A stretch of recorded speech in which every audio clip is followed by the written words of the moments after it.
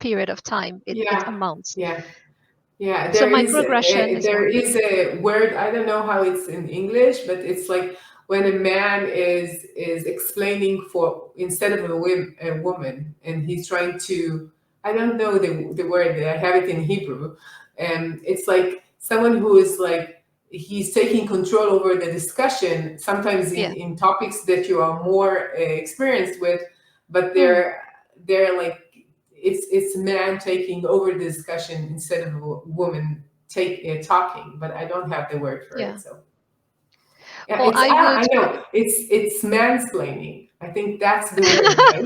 Yes, Yeah, yes, yes, yeah. yes, yes, yes, absolutely, India that absolutely. translated that. Okay. So that's microaggression. Another one is another challenge that women face in their career is lack of flexibility in terms of working hours.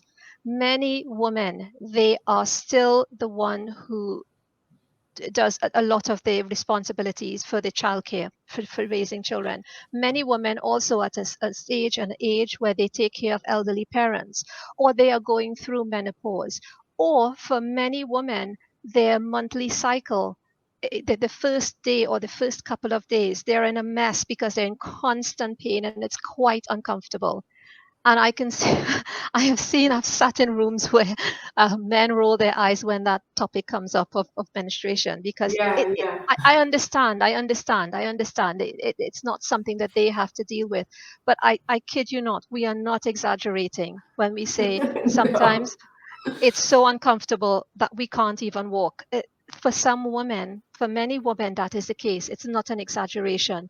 Um, so, sometimes flexibility around working hours, where maybe all the woman needs is the morning, and she can do more hours in the evening to make up for that, to facilitate her, giving her that space that she needs to recover. Things as simple as flexible working hours. And the final thing, again, it comes back to lack of representation and sponsorship. A lot of women are finding it difficult to get sponsorship in order to step into leadership roles. And those tend to be the top three I have noticed. Yeah, I was in like I think like 5 years ago. I went to a conference for women in tech, and it was in Microsoft, and everyone there were women more or less my age, a bit like younger or my age, and a man sat next to me, and I said like, why are you here? We're like all women, and it was like a bit weird. And then he was called to the stage, and apparently he was the head of the CEO of Microsoft Israel, something like that.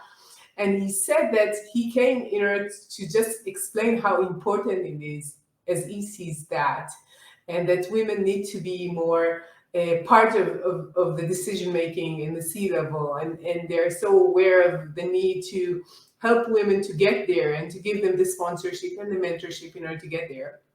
And then he mentioned something, it was before COVID, and I never thought about it. He said like we have two main like areas or buildings that we're in. It's like a few, it's like a small area for a few buildings for Microsoft in Israel.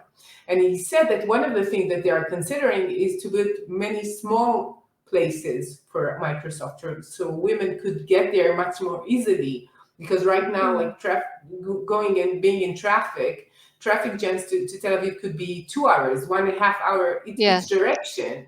And for a woman who needs to be more or less like 9 hours at least in the office, and they have kids, and they need to place them in the kindergarten or in school, and then come and take them at 5, it wouldn't work. It just doesn't Mm, work when you sum up the numbers, right? So just being aware. Right now we have more online, but it's not like not everybody could do their work online, of course, but just being aware of what does it mean to be a mother. And in Israel we have lots of kids. It's not like we don't have one kid and say okay, 4 or 5 years done. No, right? yes, So just being yes. aware is so important.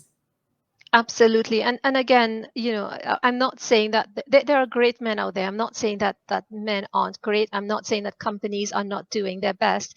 I'm saying that more can be done. Awareness need to be raised. both are for the woman and the company. The company needs to up their game. The woman need to do the same. It's a a dual responsibility.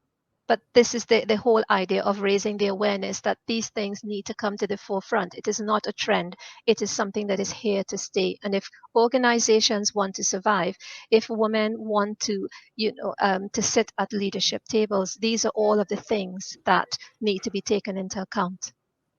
Yeah. One of the things that when I talk to students, sometimes I talk to women students before they start their career, and I give them like a small like lecture and we talk. And one of the things that I'm telling them is that they need to be aware of their talents and skills when they come to a discussion, especially when Hmm. they're going to a new position interview and they're Hmm. interviewed. And sometimes they come from, we don't know that, we need you to do the job. We're not like a bit apologetic in a way, Hmm. instead of just Hmm. knowing what they're worth. Like women in general are more educated in the world. When in general they get higher grades, even in STEM studies, they're better. There are some like these geniuses in the end of the curve that are men sometimes, but in general, women are better. And when they come to this new game, which is their career, to the company that they need to work